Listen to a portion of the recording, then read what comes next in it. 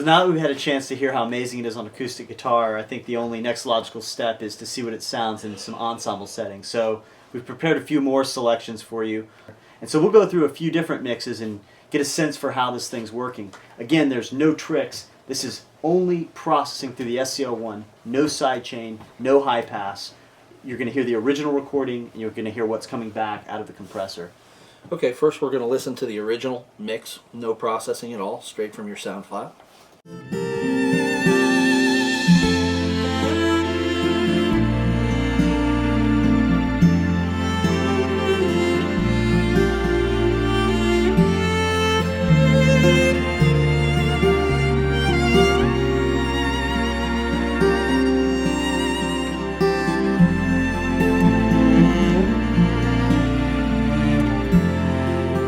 Okay, now what we'll do is we'll set the limiter to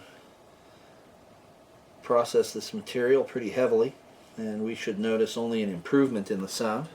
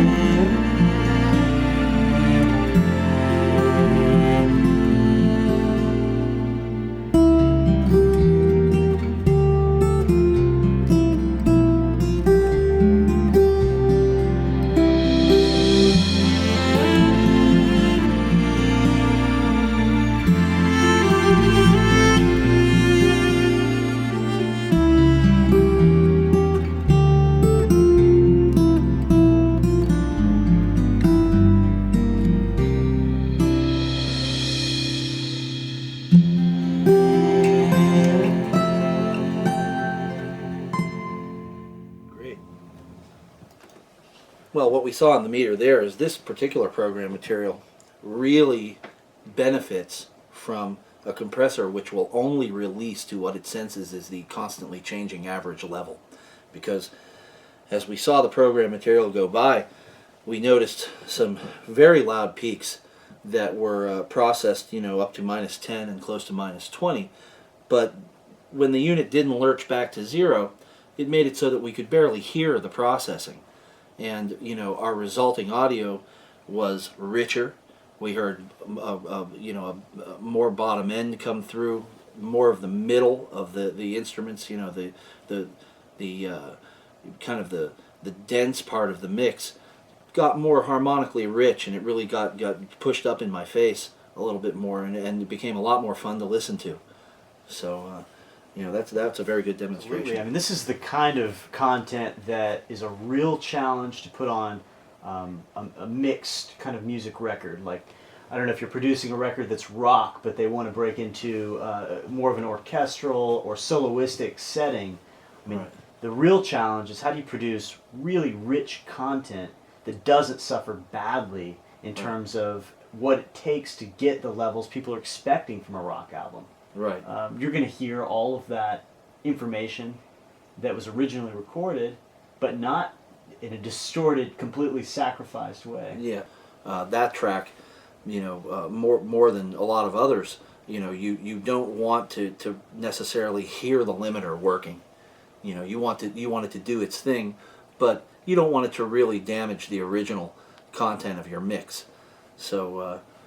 I think with that was obviously demonstrated here as we saw, peaks in the music go by, and the unit would, do 20 dBs of gain reduction, then gracefully return to what it senses as a constantly changing average. Yeah, I mean, I have to say, one of the things we talked to Mike about when we did this video was that you're going to have to be extreme in what you're showing with regard to the compressor limiter. This SCL-1 is so subtle in the way it responds and performs.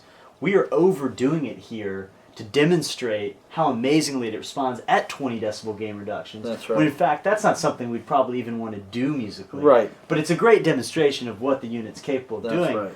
So we've heard how amazing this thing works on individual instruments and the way it can retain all the harmonic interest, all the complexity of the instrument. Right. It enables us to actually achieve compression and gain reduction without sacrificing the quality of the instruments we're Absolutely. using.